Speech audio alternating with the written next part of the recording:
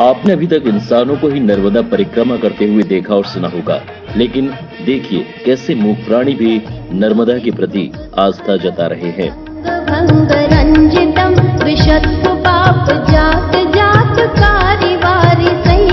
जी हाँ, हम बात कर रहे हैं सुरभि नामक गाय की, जो पिछले 4.5 महीने से पैदल नर्मदा परिक्रमा कर रही है।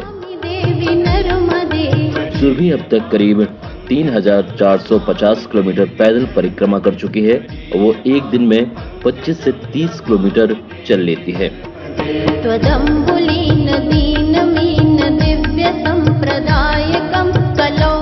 दरअसल होशंगाबाद जिले के रहने वाले रामेश्वर प्रसाद गौर के घर में करीब 9 महीने पहले गाय ने बछड़े को जन्म दिया था, जिसका नाम उन्होंने सुरभि रखा था।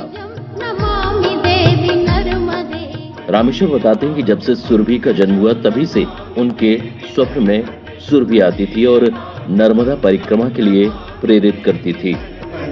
महागंभीर नीरपूर पाप दूत भूतलम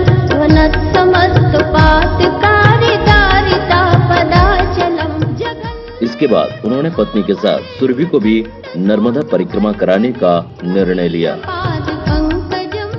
सुरभि की उम्र अभी 9 महीने 12 दिन है और वो 4 माह की उम्र से ही अपने मालिक के साथ परिक्रमा कर रही है। रामेश्वर ने बताया कि सुरभि को चाय बेहद पसंद है और वह बड़े चाव से फूंक फूंक कर चाय पीती है। बिना नर्मदा दर्शन किए वो परिक्रमा के लिए आगे नहीं बढ़ती। परिक्रमा के दौरान छोटे बड़े मंदिरों में उसे जाने का शौक है। और ये हमारे पीछे चलती है। इसकी उम्र है 9 महीने 12 दिन और ये हम जहाँ जाते हैं वहाँ जाती है। मंदिरों में स्वयं दर्शन करके आती है और 5 मंजिल अगर मंदिर भी है तो चढ़ जाती है। और धर्म के क्षेत्र में ही जाती है, जहाँ धर्म है वहीं जाती है। नहीं, मंदिर में भी अधर्म है तो वहाँ नहीं जाती है। ये हमको लेके वापस आ जाती है। अगर हम जबरन वहाँ घुसते हैं तो ये हमको मारती है। ये इस प्रकार से हमारे साथ चल रही है। इसका अब हम यहाँ ढिंडोरी आ चुके हैं और होशंगाबाद के लिए प्रस्थान कर रहे हैं। ये आपके साथ ये मेरे साथ 14 नवंबर से परिक्रमा कर रही है। कहाँ से निकले थे बाबा जी परिक्रमा में? हम ग्राम मिसरौद, तहसील डोलरिया, जिला होशंगाबाद से निकले और ये 55 एकड़ तालाब हिरनखेड़ा ग्राम है, मेरे गांव से 20 किलोमीटर दूर है। वहाँ से ये मेरे को सपना देती थी और ये वहाँ से निकली और इसी प्रकार से घुमाती थी जो आज मैं, और सोने नहीं देती थी मेरे को। 25 दिन सोने नहीं दिया। जब मैंने बड़े बड़े संतों से, पंडितों से और ज्योतिषों से इसका पूरा परीक्षण किया। जब वहाँ से मैं निकला, वहाँ उस तालाब में आज भी अमावस के दिन गाय बोलती है और दीपावली के दिन, लक्ष्मी पूजन के दिन वहाँ मेला लगता है।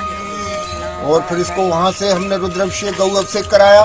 इसके बाद में फिर हमने इसको गांव लाया। गांव पे भी इसका भंडारा हुआ, वहाँ भी हुआ। फिर गौ घाट लाए, जहाँ गौ कर्णेश्वर का मंदिर है, वहाँ से फिर इसको हमने परिक्रमा उठाया। सुबह होते ही सुरभि जब परिक्रमा के लिए निकलती है तो उसके दर्शन के लिए लोगों का हुजूम उमड़ पड़ता है।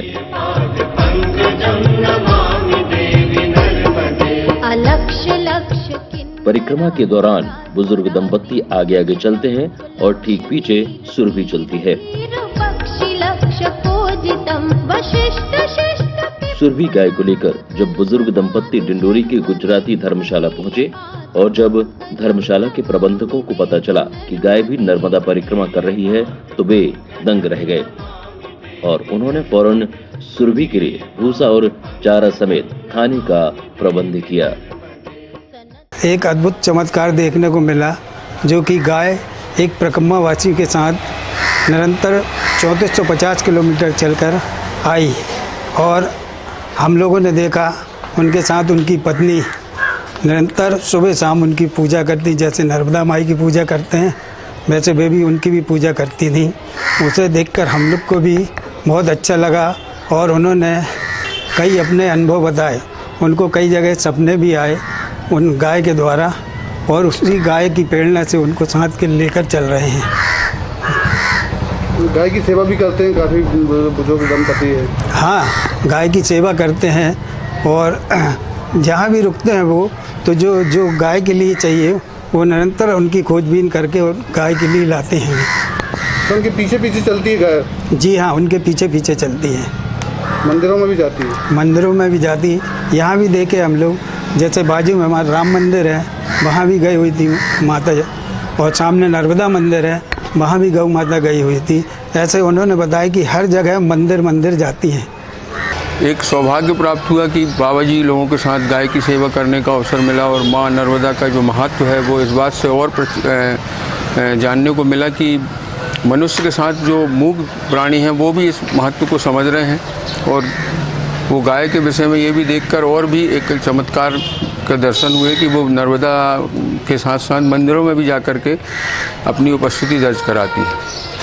कितना मतलब पैदल दिन में एक बताते हैं कि 25 दिन तक? हाँ, बाबा जी जो है कल गाय के साथ 25 से 30 किलोमीटर की यात्रा करके पहुँचे थे, और गाय के साथ वो अब तक लगभग 3450 किलोमीटर की यात्रा कर चुके हैं। और कुछ कहना चाहिए?